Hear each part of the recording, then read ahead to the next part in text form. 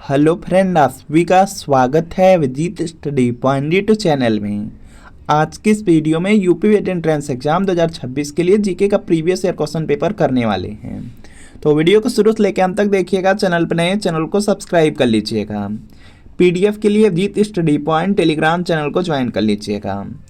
आज की क्लास में हम जीके के 50 प्रश्न करने वाले हैं और अगर इन 50 प्रश्नों में से आपके 30 प्लस प्रश्न बिल्कुल सही होते हैं तो आप यूपी वेट एंट्रेंस एग्जाम को काफ़ी अच्छे स्कोर से पास कर सकते हैं। तो आज की क्लास से कितने प्रश्न आपके बिल्कुल सही हुए हैं या कमेंट आप ज़रूर कीजिएगा। और यूपी वेट एंट्रेंस एग्जाम आपका 31 मई को होने वाला, बहुत कम समय बचा हुआ है। और यूपी वेट एंट्रेंस एग्जाम में देखेंगे टोटल 200 प्रश्न पूछा जाता है। 400 नंबर का आपका एग्जाम होगा और लगभग 250 प्लस अगर नंबर आपके आ जाते हैं तो बिल्कुल मनपसंद के कॉलेज मिल जाएंगे। गवर्नमेंट चाहेंगे गवर्नमेंट मिल जाएगा, प्राइवेट चाहेंगे प्राइवेट मिल जाएगा, अपने ज़िले में चाहेंगे अपने ज़िले में मिल जाएगा। और यूपी वेट एंट्रेंस एग्जाम की सबसे अच्छी बात है कि प्रीवियस ईयर पेपर से बहुत सारे प्रश्न रिपीट होते हैं।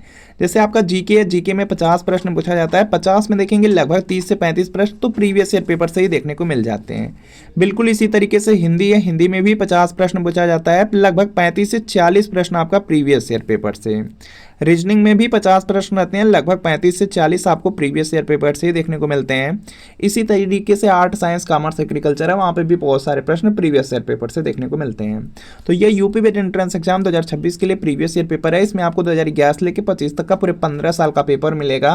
आंसर की के साथ एक्सप्लेनेशन, सॉल्यूशन, व्याख्या सब कुछ रहेगा। सभी सब्जेक्ट रहेंगे, जीके, हिंदी, रीजनिंग, कला वर्ग, विज्ञान वर्ग। वीडियो के नीचे डिस्क्रिप्शन में जाना है, लिंक मिलेगी, लिंक को क्लिक करना है, नाम मोबाइल नंबर फिल करके सिर्फ 30 रुपये का पेमेंट कर देना है। जैसे 30 रुपये का पेमेंट करेंगे तुरंत प्रीवियस ईयर पेपर का जो PDF होगा वह आपका डाउनलोड हो जाएगा। इससे तैयारी कर लेंगे, एग्जाम में बहुत ज़्यादा हेल्प मिल जाएगी। लिंक से परचेज करने में अगर कोई प्रॉब्लम आ रही है या डायरेक्ट आप व्हाट्सअप से ही परचेज करना चाहते हैं तो इसी व्हाट्सअप नंबर पे लिखना है यूपी वेट entrance previous year paper art या साइंस लिख करके व्हाट्सअप पे मैसेज कर दीजिएगा। जैसे मैसेज करेंगे रिप्लाई किया जाएगा। सिर्फ 30 रुपये की पेमेंट करनी होगी। जैसे पेमेंट करेंगे तुरंत प्रीवियस ईयर पेपर का जो PDF होगा सेंड कर दिया जाएगा।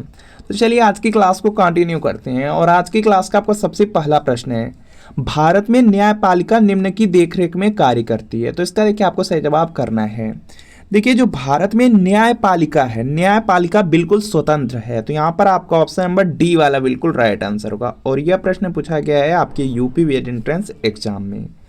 अगला प्रश्न आपके सामने है यहाँ पे कि निम्नलिखित में से कौन समवर्ती सूची का विषय नहीं है। तो इसका देखिए आपको सही जवाब करना है और यहाँ पे इसका राइट आंसर हो जाएगा। देखिए जो समवर्ती सूची है उसमें समाचार पत्र, कारखाना और परिवार नियोजन आता है। समवर्ती सूची का मतलब होता है कि उस पर केंद्र और राज्य दोनों कानून बना सकते हैं। तो यहाँ पर दिया गया है समवर्ती सूची का विषय नहीं है, तो यहाँ पर हो जाएगा लोक स्वास्थ्य, डी वाला बिल्कुल राइट आंसर होगा।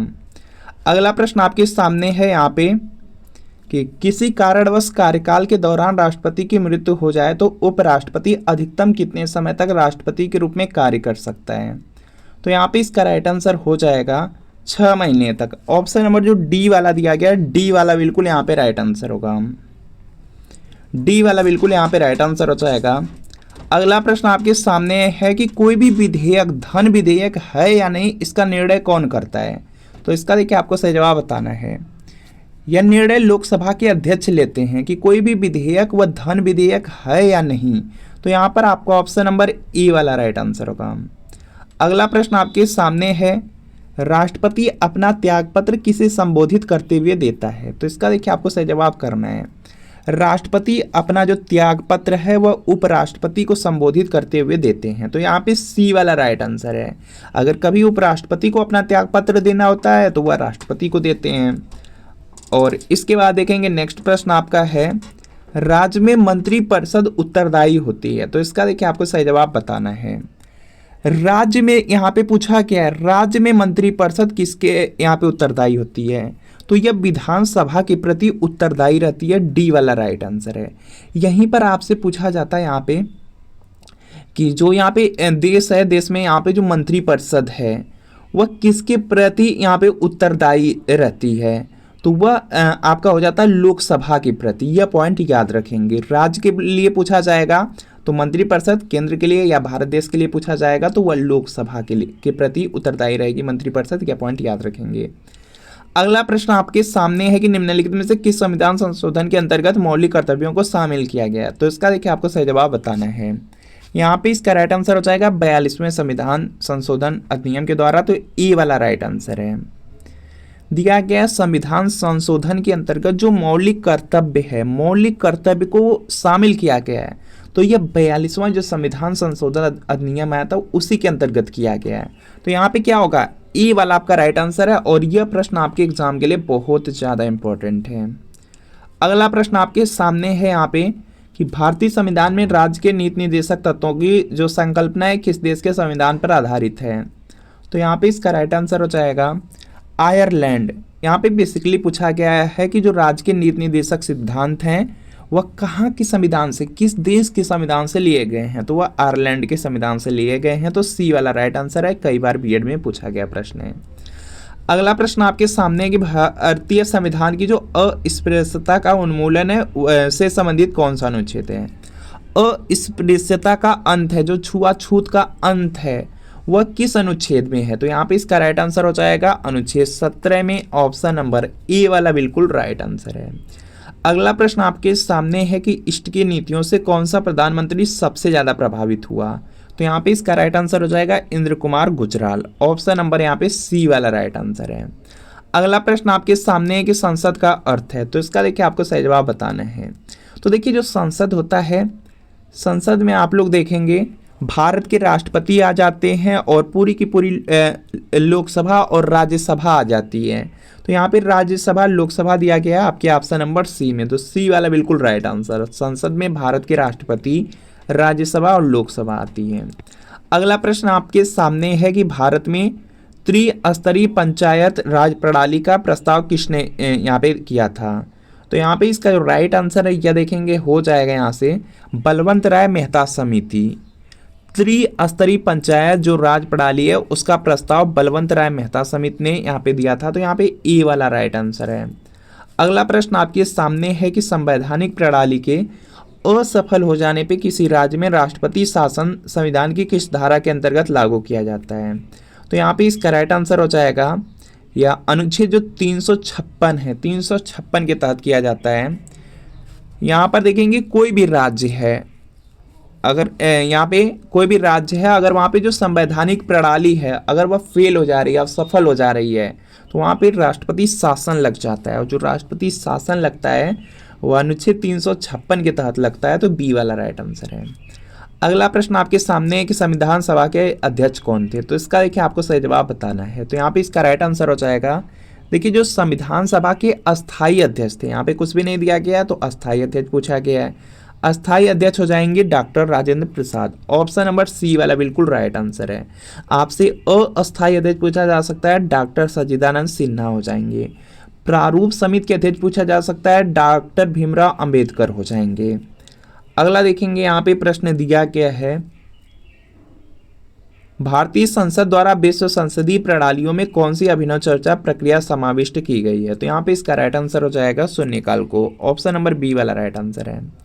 अगला प्रश्न आपके सामने है यहाँ पे कि किस संविधान संशोधन द्वारा जो मतदान की आयु है 21 वर्ष से घटा करके 18 वर्ष की गई। बहुत ज़्यादा इंपॉर्टेंट, बीएड में बहुत बार पूछा गया है।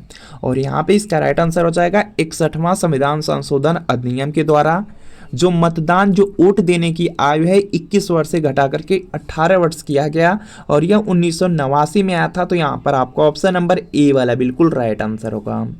अगला प्रश्न आपके सामने स्क्रीन पर है कि संसद के संयुक्त सत्र का जो संचालन है कौन करता है। तो इसका देखिए आपको सही जवाब बताना है। संसद का जो संयुक्त सत्र होता है उसका जो संचालन होता है लोकसभा के अध्यक्ष के द्वारा किया जाता है। तो डी वाला बिल्कुल राइट आंसर होगा। अगला प्रश्न आपके सामने है कि राष्ट्रपति द्वारा राज्यसभा के लिए मनोनीत की गई सदस्यों की संख्या है।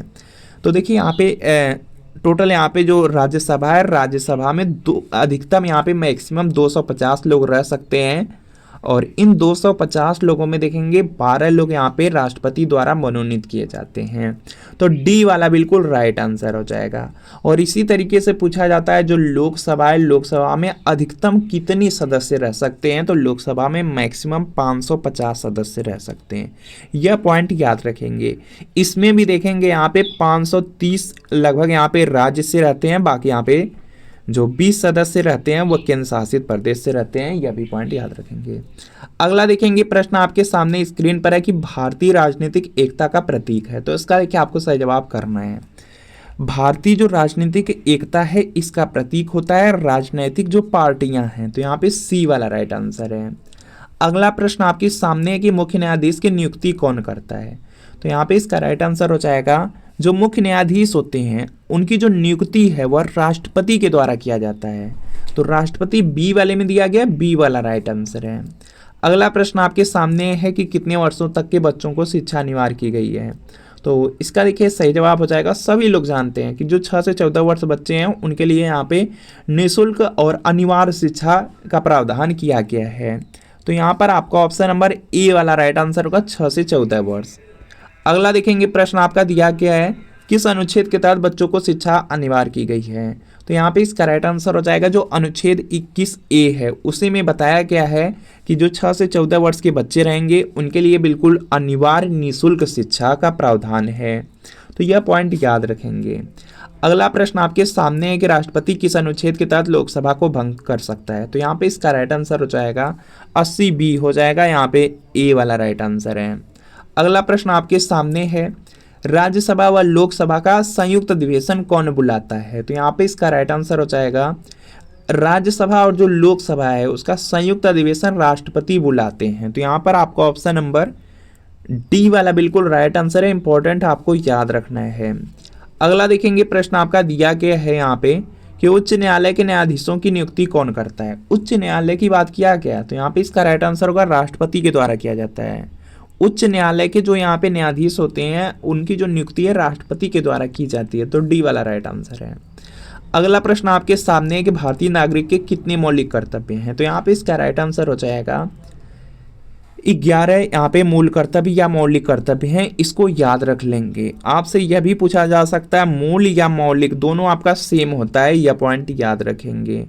मूल अधिकार पूछा जा सकता है, तो मूल अधिकार की संख्या आपकी है यहाँ पे 6 है, यह पॉइंट याद रखेंगे। पहले कितनी थी 7 थी, वर्तमान में कितनी है 6 है।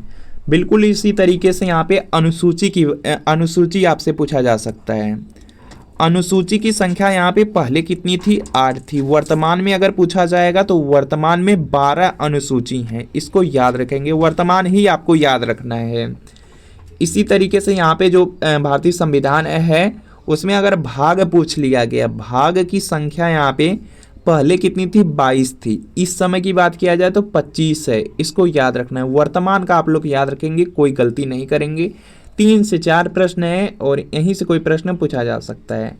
और जो मौलिक अधिकार था जो 7 था, पहले 7 था, तो उसमें से जो यहाँ पे संपत्ति का अधिकार है उसी को हटाया गया। संपत्ति का अधिकार पहले मौलिक अधिकार था, उसको विधिक अधिकार कर दिया गया, कानूनी अधिकार कर दिया गया। यह प्रश्न कई बार पूछ देता है। अगला प्रश्न आपके सामने है कि राष्ट्रपति की आपातकालीन धारा कौन सी है, तो यहाँ पे इसका राइट आंसर हो जाएगा 352 हो जाएगा, ऑप्शन नंबर यहाँ पे ए वाला राइट आंसर है। अगला प्रश्न आपके सामने है सभी को प्रयास करना है इसका राइट आंसर करने का कि 6 से 14 वर्ष की अनिवार्य शिक्षा किस संशोधन द्वारा लागू की गई है, तो यहाँ पे इसका राइट आंसर हो जाएगा 6 से जो 14 वर्ष की अनिवार्य शिक्षा है वह 86वां जो यहाँ पे संविधान संशोधन था उसी के द्वारा किया गया, तो सी वाला राइट आंसर है। अगला प्रश्न आपके सामने है कि केंद्रीय मंत्रिपरिषद के विरुद्ध अविश्वास प्रस्ताव कहाँ प्रस्तुत किया जा सकता है, तो यह देखेंगे केवल लोकसभा में यहाँ पे प्रस्तुत किया जा सकता है, तो बी वाला बिल्कुल राइट आंसर होगा। अगला प्रश्न आपके सामने है कि किस संशोधन के द्वारा संविधान में भारतीय नागरिकों के लिए मूल कर्तव्य को जोड़ा गया, तो यहाँ पे इसका राइट आंसर हो जाएगा जो 42वां संविधान संशोधन अधिनियम आया था उसी के अंतर्गत यहाँ पे जो भारतीय संविधान है उसमें 11 मूल कर्तव्यों को जोड़ा गया, तो यहाँ पर आपका ऑप्शन नंबर सी वाला बिल्कुल राइट आंसर है, इंपॉर्टेंट है, याद रखेंगे। अगला प्रश्न है कि संविधान का कौन सा अनुच्छेद है जो 14 वर्ष तक की अवस्था के बच्चों की निःशुल्क एवं अनिवार्य शिक्षा का प्रावधान करता है। अभी जस्ट आपको बताया गया कि जो अनुच्छेद 21A है, तो यहाँ पर आपका ऑप्शन नंबर यहाँ पे डी वाला बिल्कुल यहाँ पे राइट आंसर हो जाएगा। जो अनुच्छेद 21A है उसमें बताया गया है कि जो 6 से 14 वर्ष के बच्चे हैं उनके लिए बिल्कुल निःशुल्क और अनिवार्य शिक्षा का प्रावधान है।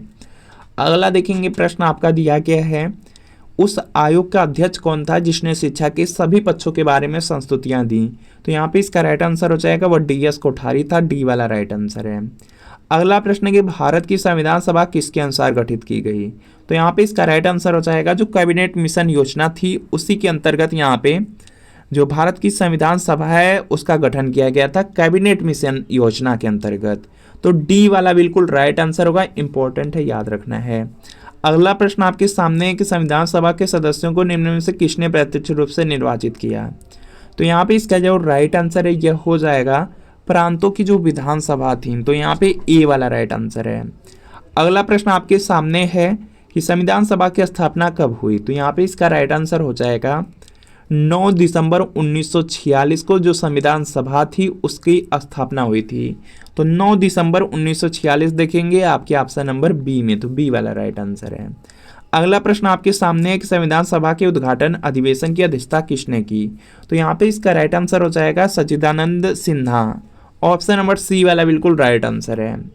अगला प्रश्न आपके सामने है यहाँ पे कि संविधान सभा के अस्थायी अध्यक्ष कौन थे? तो यहाँ पे इसका राइट आंसर हो जाएगा राजेंद्र प्रसाद।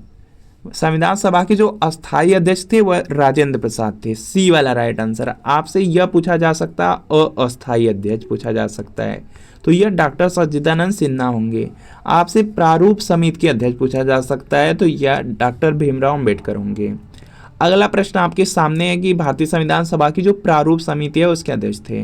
तो यहाँ पे इसका राइट आंसर हो जाएगा doctor Bhimrao Ambedkar, option number A वाला राइट आंसर। अभी जस्ट आपको बताया गया, तो यहाँ पे ए वाला राइट आंसर होगा। अगला प्रश्न आपके सामने है कि संविधान सभा का जो संवैधानिक सलाहकार किसे नियुक्त किया गया था? तो यहाँ पे इसका राइट आंसर हो जाएगा जो यहाँ पे BN राव थे, BN राव संवैधानिक सलाहकार के रूप में नियुक्त किए गए थे। तो यहाँ पर बी वाला राइट आंसर है, यह भी प्रश्न इंपॉर्टेंट आपके एग्जाम के लिए। अगला है कि संविधान सभा में जो उद्देश्य प्रस्ताव है किसने प्रस्तुत किया? तो यहाँ पे इसका राइट आंसर हो जाएगा जवाहरलाल नेहरू के द्वारा। तो यहाँ पे डी वाला बिल्कुल राइट आंसर है, उद्देश्य जो प्रस्ताव है वह जवाहरलाल नेहरू ने दिया। अगला प्रश्न आपके सामने है कि संविधान सभा ने अंतिम रूप से संविधान को कब पारित कर दिया? तो यहाँ पे इसका राइट आंसर हो जाएगा 26 नवंबर 1949 को। 26 नवंबर 1949 को संविधान सभा ने अंतिम रूप से जो संविधान है उसको पारित किया। और अगर यहीं पे आपसे पूछा जाए लागू कब किया गया, दोनों में अंतर है। यहाँ पे जो पारित किया गया 26 नवंबर 1949, लागू की बात कर लिया जाए तो 26 जनवरी 1950 होगा, यह पॉइंट याद रखेंगे। और इस तरह के प्रश्न बीएड में पूछे गए हैं। अगला प्रश्न आपके सामने है कि भारतीय संविधान किस दिन से पूर्णतः यहाँ पे लागू हुआ? तो यहाँ पे इसका जो राइट आंसर है यह हो जाएगा 26 जनवरी 1950। ऑप्शन नंबर जो सी वाला दिया गया, सी वाला बिल्कुल राइट आंसर है। अगला प्रश्न आपके सामने कि भारत गणतंत्र कब बना? तो यहाँ पे इसका राइट आंसर हो जाएगा 26 जनवरी 1950। और इसीलिए यहाँ पे जो गणतंत्र दिवस है वह 26 जनवरी को मनाया जाता है। तो डी वाला क्या होगा, राइट आंसर होगा। अगला प्रश्न आपके सामने है यहाँ पे कि भारत एक गणतंत्र है, इसका अर्थ क्या है? तो यहाँ पे इसका राइट आंसर हो जाएगा भारत में जो वंशानुगत शासक है वह खत्म हो चुका है, वंशानुगत शासक नहीं है। तो यहाँ पे सी वाला बिल्कुल राइट आंसर होगा, इसी को गणतंत्र कहा जाता है। अगला प्रश्न आपके सामने है कि संविधान सभा द्वारा अंतिम रूप से पारित संविधान में कुल कितनी अनुच्छेद और कितनी अनुसूचियां थीं? तो यहाँ पे इसका जो राइट आंसर है वह देखेंगे हो जाएगा 395 अनुच्छेद थे, 8 अनुसूची थी। और यहाँ पर देखेंगे इस समय यहाँ पे 12 अनुसूची हो गई हैं, यह पॉइंट आप लोग याद रखेंगे। अगला प्रश्न आपके सामने है कि भारतीय संविधान के किस भाग को उसकी आत्मा की संज्ञा दी गई है? तो यहाँ पे इसका राइट आंसर हो जाएगा जो संवैधानिक उपचारों का अधिकार है, जो अनुच्छेद 32 है उसी को यहाँ पे, अनुच्छेद जो 32 है उसी को यहाँ पे भारतीय संविधान है उसकी यहाँ पे आत्मा कहा गया है। संविधान की जो आत्मा है वही संवैधानिक उपचारों का अधिकार, जो अनुच्छेद 32 है उसी को कहा गया है। तो सी वाला राइट आंसर है। अगला प्रश्न आपके सामने कि भारतीय संविधान की कौन सी विशेषता इंग्लैंड से ली गई है? तो यहाँ पे इसका राइट आंसर हो जाएगा जो संसदीय प्रणाली है वह इंग्लैंड से लिया गया है, ए वाला राइट आंसर है। अगला प्रश्न आपके सामने कि वर्तमान में भारतीय संविधान में कुल कितनी अनुसूची हैं? तो यहाँ पे इसका राइट आंसर हो जाएगा 12 अनुसूचियाँ। अभी जस्ट आपको बताया गया, पहले कितनी थी 8, इस समय कितनी है 12 हैं। और इसी तरीके से आपको भाग बताया गया, भाग पहले 22 थे, वर्तमान में कितने हैं 25 हैं। और बिल्कुल इसी तरीके से आपको मौलिक अधिकार बताया गया, मौलिक अधिकार पहले 7 थे और वर्तमान में आपके यहाँ पे 6 हैं। तो इसको याद रखना है। और इसी तरीके से आपको बताया गया है कि जो मूल कर्तव्य हैं वह 11 हैं, पहले भी 11 थे, इस समय भी 11 हैं। यह मूल कर्तव्य है और यह मूल अधिकार है। अगला प्रश्न आपके सामने है कि भारत संघ में शामिल राज्यों तथा संघ शासित क्षेत्रों का उल्लेख भारतीय संविधान की किस अनुसूची में है? तो यहाँ पे इसका राइट आंसर हो जाएगा प्रथम में हो जाएगा, ऑप्शन नंबर ए वाला बिल्कुल राइट आंसर है।